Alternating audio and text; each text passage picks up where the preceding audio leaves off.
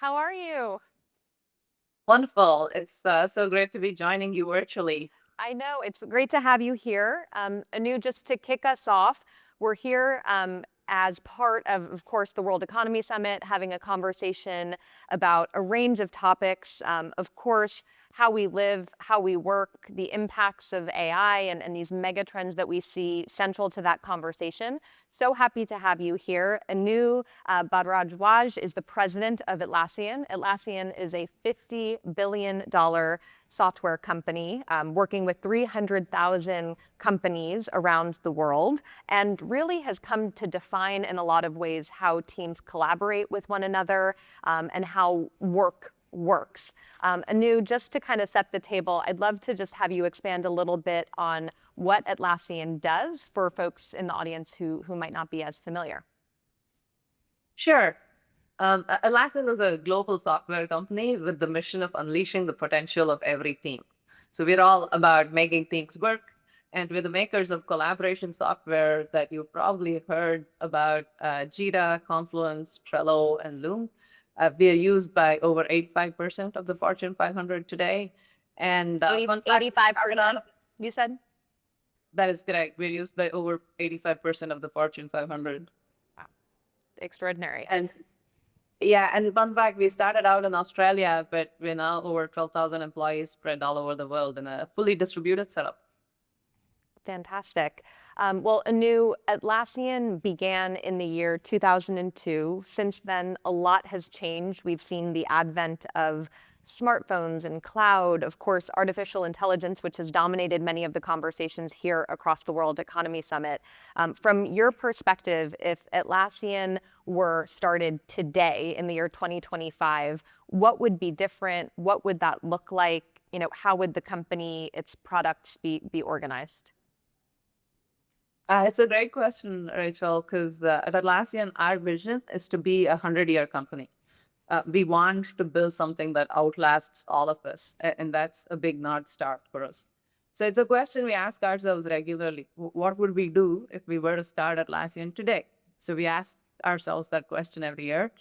And first of all, one thing I think that remains unchanged, the thing that has been constant is we would still be obsessed with helping teams work better together, because that's our DNA. How do we make teams work better together?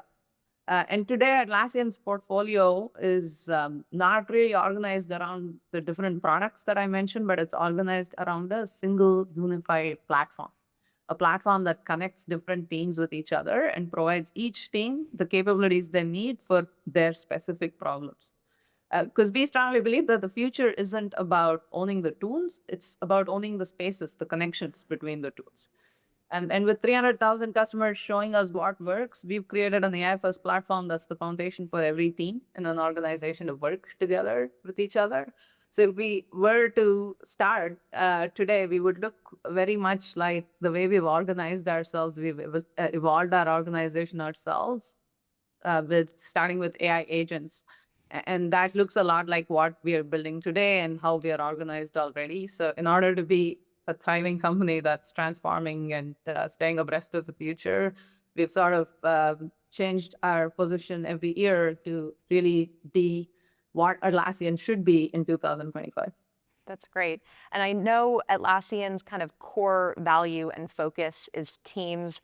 I think everyone who has been in a workplace has had better and worse experiences being on teams. Sometimes the way that we work together and collaborate can be really inspiring. Sometimes it can be maddening.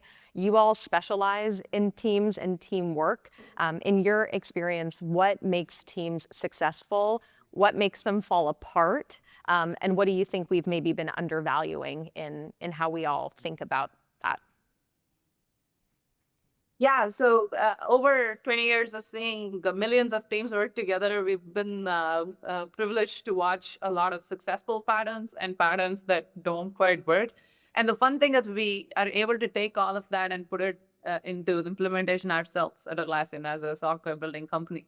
So the way we work at Atlassian, in fact, might be surprising to many of you.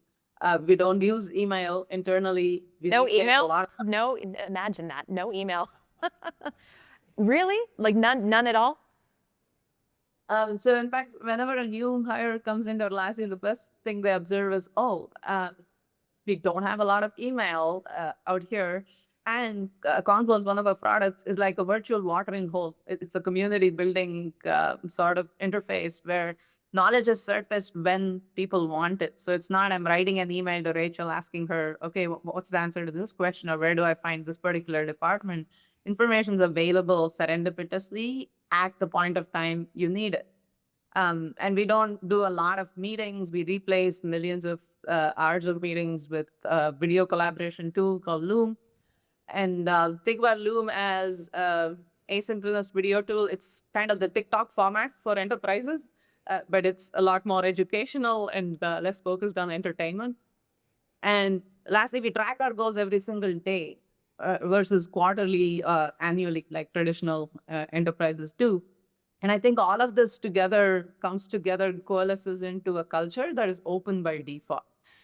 And that I found is really the cornerstone of how do you build a culture where teams can work together, where collaboration is the default behavior, not something that you have to plan for, design for, and do it very intentionally, versus that's really what the default behavior is.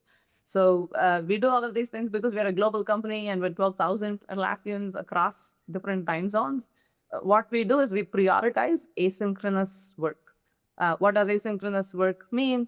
Really, it's about documenting decisions, progress, and next steps within the collaboration framework and not expecting everyone to be online at the same time and really doing a lot more in person.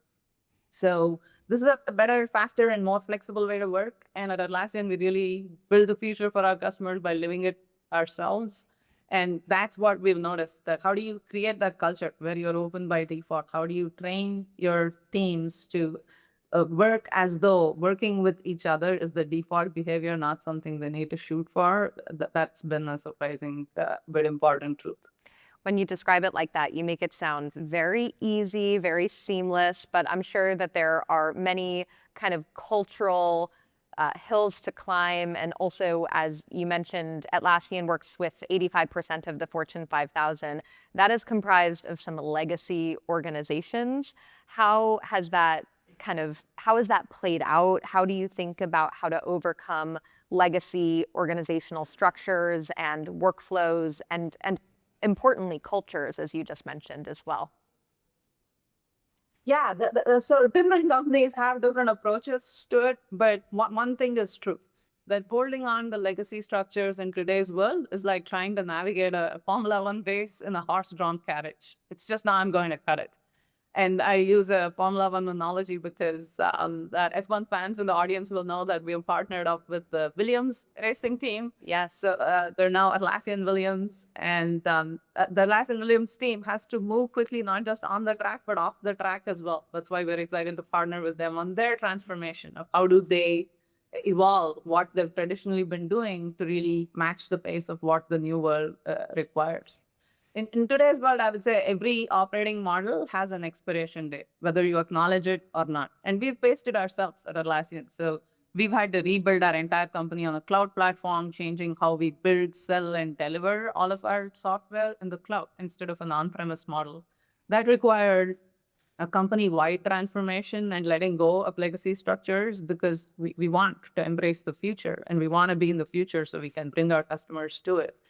Another example is distributed work. As we scaled to tens of thousands of employees working in a distributed setup, we basically took the stance to say we have no return to office policy, which was a very contrarian stance. But we took that very intentionally because we saw that the overall productivity and happiness and contribution to the company across a distributed workforce was phenomenally better than what we had traditionally as legacy modes of working.